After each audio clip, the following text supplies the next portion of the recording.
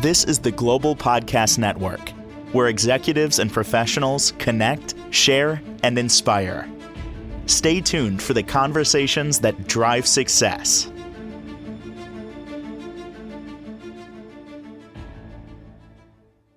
Welcome back, everyone. You want to move your life forward? You want to really make change? It's one word: intention.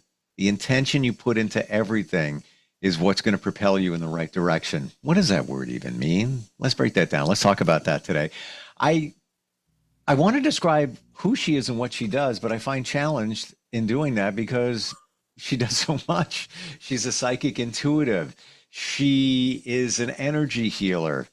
She does so much in helping people move their life forward. She's given me insight, created epiphanies, breakthrough moments, told me things that nobody else would have known, but things that I needed to know to move life forward. And it's great to have her back with us. She is Tricia George, back on the program. How are you doing today? I'm good. How are you? I'm doing great. And Good, this word intention, I hear it with many. And I think there's a phrase that goes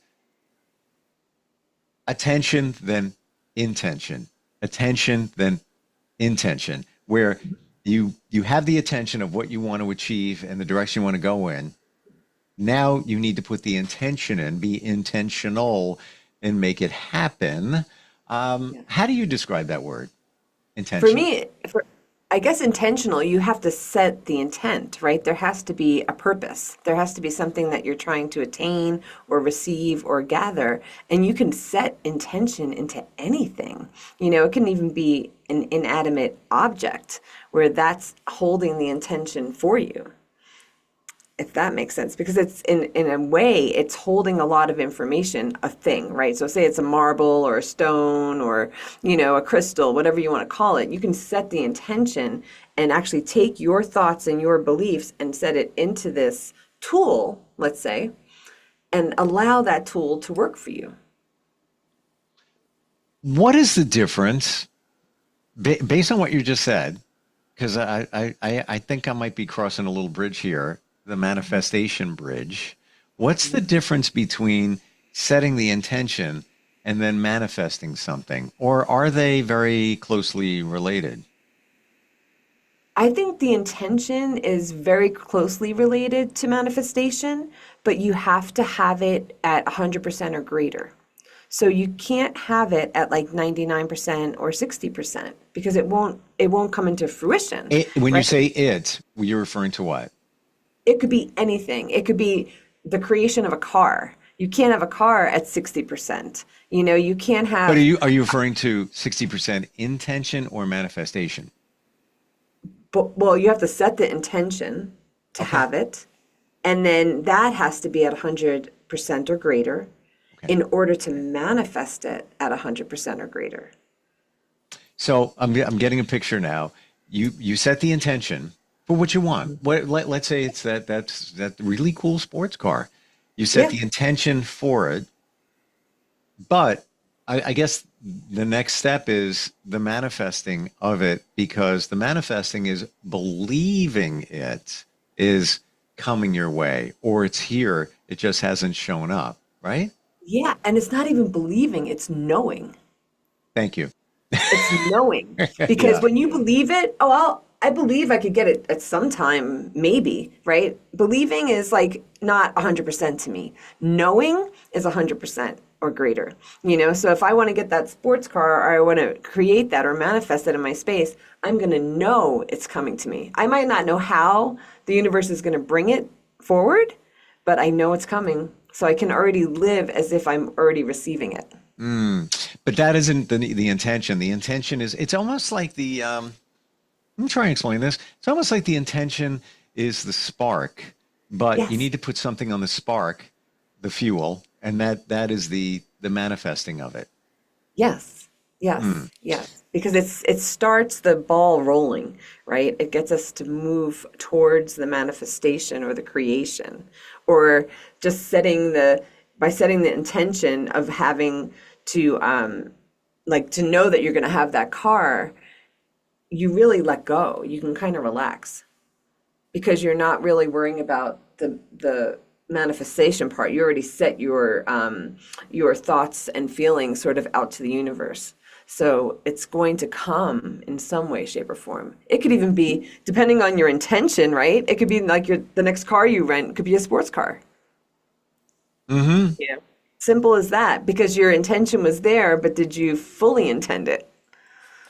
Yes, because I intended to own it, but if I didn't put the full intention and belief within the manifestation, it shows up as a rental. Like for Yes. example, you need to rent a car. Maybe you're on a trip, you have an issue with your vehicle, whatever, and you walk up to the counter. Very hypothetical here. You walk up to the counter and say, "Yeah, I need to rent a vehicle." They say, "We have a sedan for you, and this is the Yep. price." Oh, but wait a minute, we can give you this insert name a sports car at the same price. It's just available, and all right, so it showed up, but it ain't yours. Exactly. Yeah. Exactly. Because you probably weren't fully Right. conscious of your intention. Yeah, you weren't in Yes. awareness. Yes. And I think we've talked about manifestation before, and Yeah. I've seen it at work, and there are things that showed up, but I didn't go with enough detail, and there were Yeah. key components missing from the things that showed up. Um, Yeah. but lesson learned. Yeah. Let's talk about different things you can put an intention into. So I've been trying to perfect meditation, and now I don't even call it meditation. I just talk Yeah. about I call it quiet time. Like Yeah.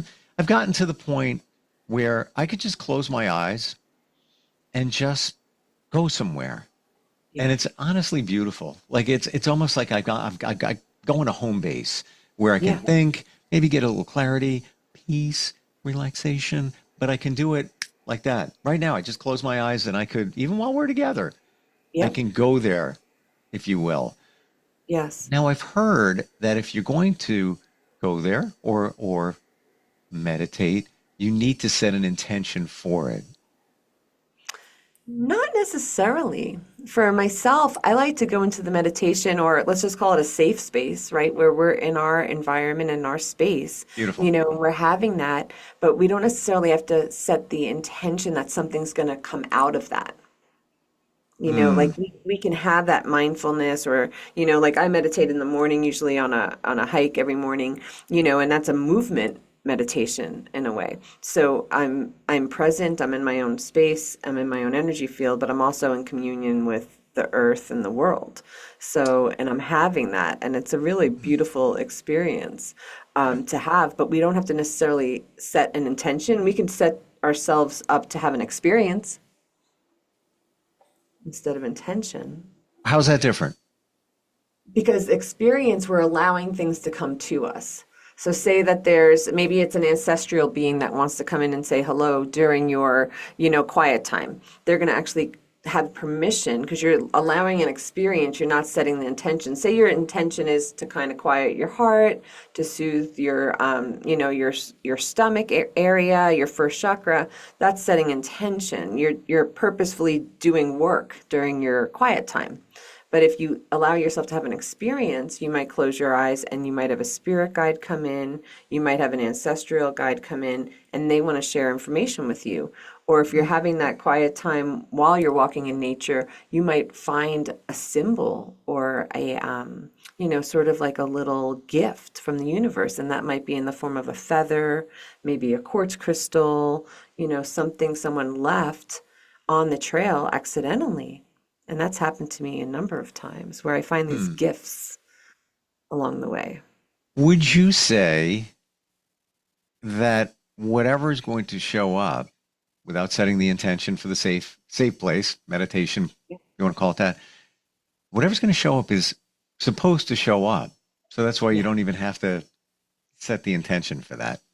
Yes, yes, Right. because you're in communion then. You're in a communion space. You're allowing yourself to be open, Mm, right, to all that is. And like for me, for example, if say I'm in my communion space and I'm allowing experiences to come through and my aunt comes through my space, who I can feel right now, it's like she's coming in to share a feeling maybe or love or some information with me about my ancestors.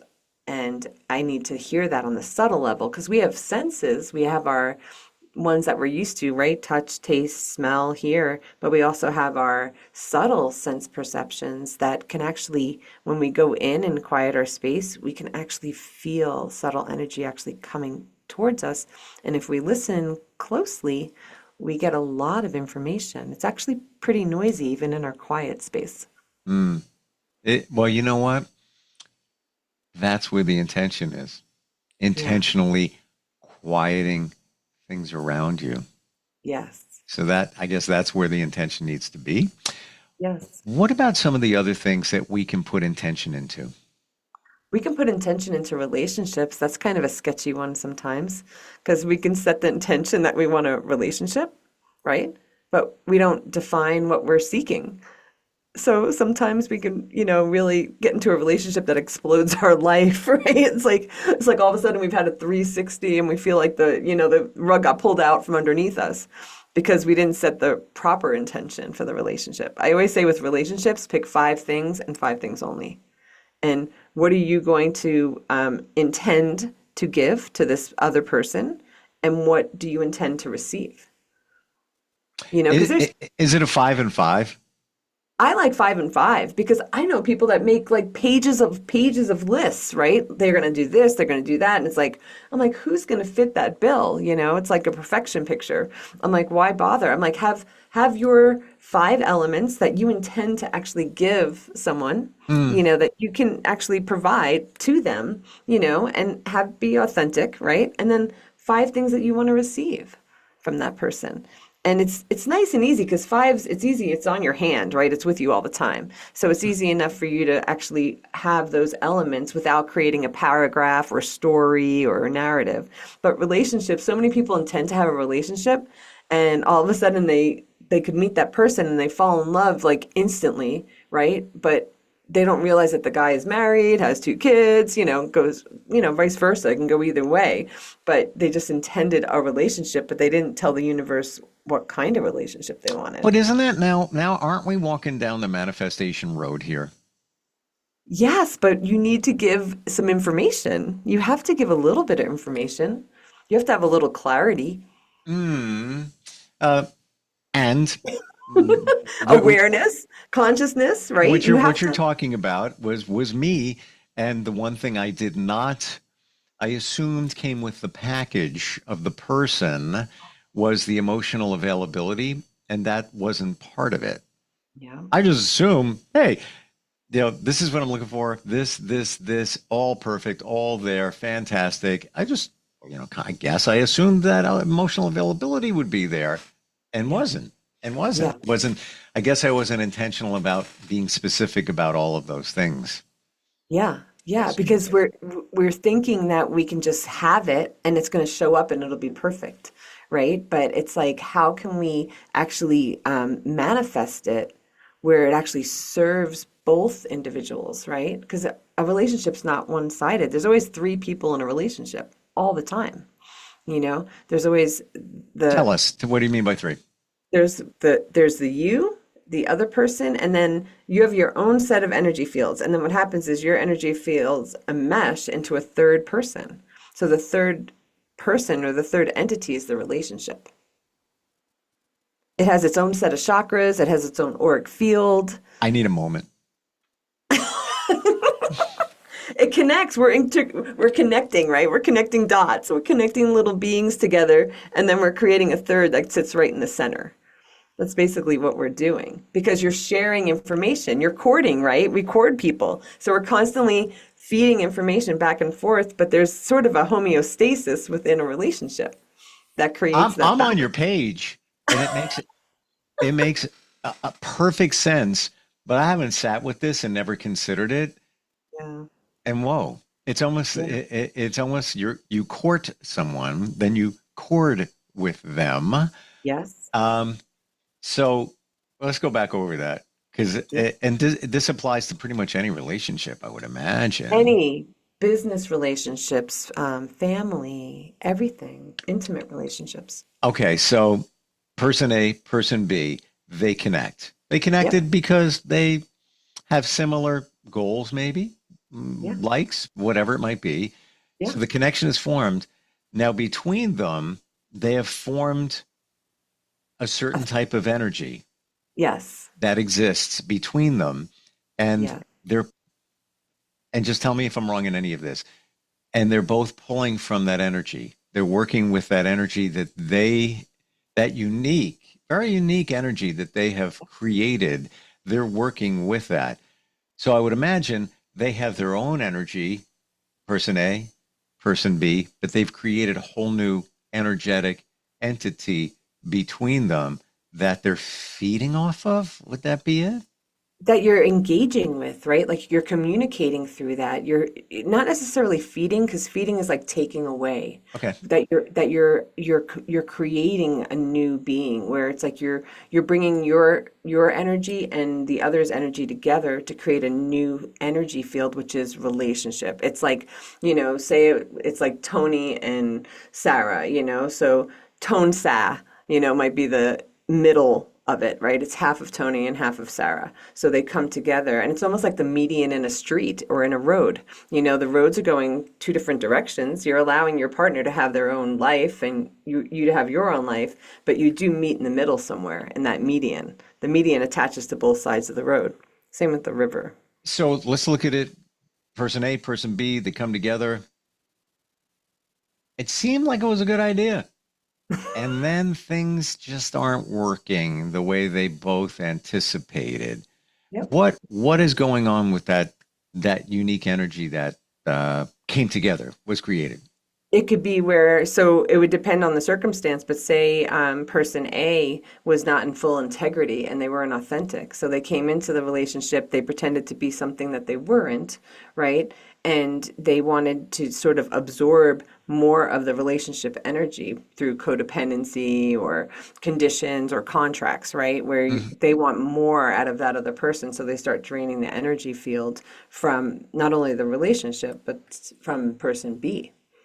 So they're affecting it where they're trying to control the narrative. They've manifested something, right? They actually created this, so they maybe don't have to do as much in their day-to-day life. Like say they don't want to work and they hook on to person B who's a workaholic. They're like, oh, this is nice. I got I got a constant influx of money coming in, and I was working. Now I lost my job, but here this money's still coming in, and this person's passive enough to keep working while I just enjoy my life and sit back and relax and, do things like that. It's conditional, right? It becomes a condition. It's where the agreement changes. So the manifestation actually occurred. You had the relationship, but then it was manipulated, right? Because there was no boundaries that sort of set the tone for each individual. Is it coming down to expectations essentially? Well, expectations, attachments, and judgments, big time. Those are the three that I always follow is where's the expectation? Where are we attached, right? Like person A is attached to person B because she might be getting something from that person, which is financial stability in a way.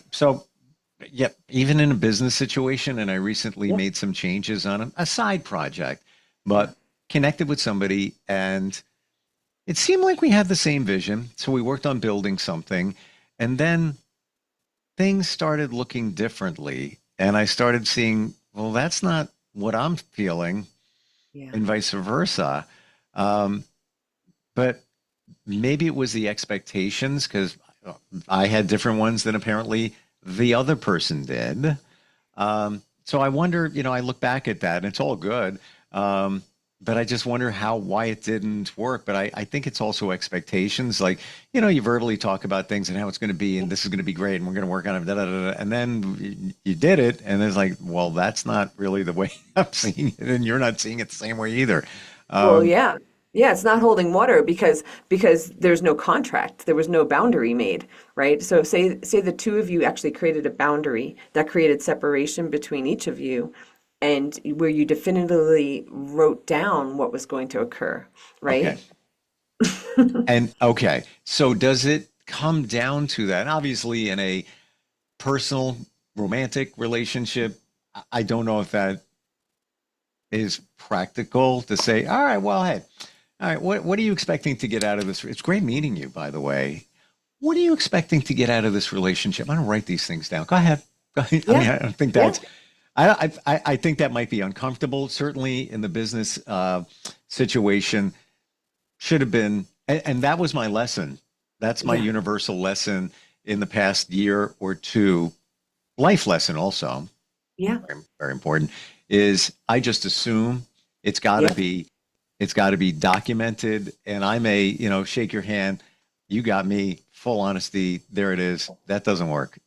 It doesn't work. The handshakes are really tough to find people that are so authentic that you can just do it off a And handshake there's anymore. my problem because Yeah. that's how I roll. Yeah. Others don't do it that way. And Right. that's, so I have to adjust me, but even in a romantic connection partnership, Yeah. where do you go with that? I mean, short of a prenup. Yeah. Yeah, well, you could do that, or you could ask the questions, like know what you're getting into before you jump into the relationship fully. Ask the serious questions, make it uncomfortable. Make it where you have a conversation where you say, let's just have a Q&A on each other. You know what I mean? Right off the bat. So you actually know how they're going to react to certain questions, and you should be able to ask anything because it's almost like you're interviewing the person. You don't want to just jump into a relationship with someone. You want to know what they're about. You want to sort of see where their head is at, because you should love yourself enough that you want to be cautious about who you let within your energy system, right? Yeah. Yeah. Got to tell you, not about me, but I can just validate what you're saying and then lessons for others. Um, I agree with you 100%. Yeah. And many of us, because, maybe where we are in our journey wouldn't be comfortable in doing that. Or, you meet somebody, now you're smitten, it's just, oh, this is wonderful. This is great. Well, I don't want to rock the boat asking these questions. I'll just, the Yeah. pieces will present them. No, they won't. Yeah. No, the only thing that's going to present, in my opinion, is that person will show you who they are in the very beginning. Everybody does. Yeah. Everybody does. You got to look. You got to see it. You got to read it. You got to get good at that. I Yeah. wasn't. Made a lot of Yeah. mistakes. I don't want to call them mistakes. Learned a Yeah. lot of lessons along the way. Experiences. Experiences. Experiences. Yeah, you Yeah. have different experiences, and as long as you're conscious of them, and you stay grounded, and don't fall into that honeymoon phase, right? Where Yeah. you're in, like that's a temporary element, right? Unless you can carry that throughout your whole relationship, which can happen Sure. if you work at it. If you have that energy, you could actually have that. But if you're healthy in your boundary space, you're going to come to any relationship in a healthy way.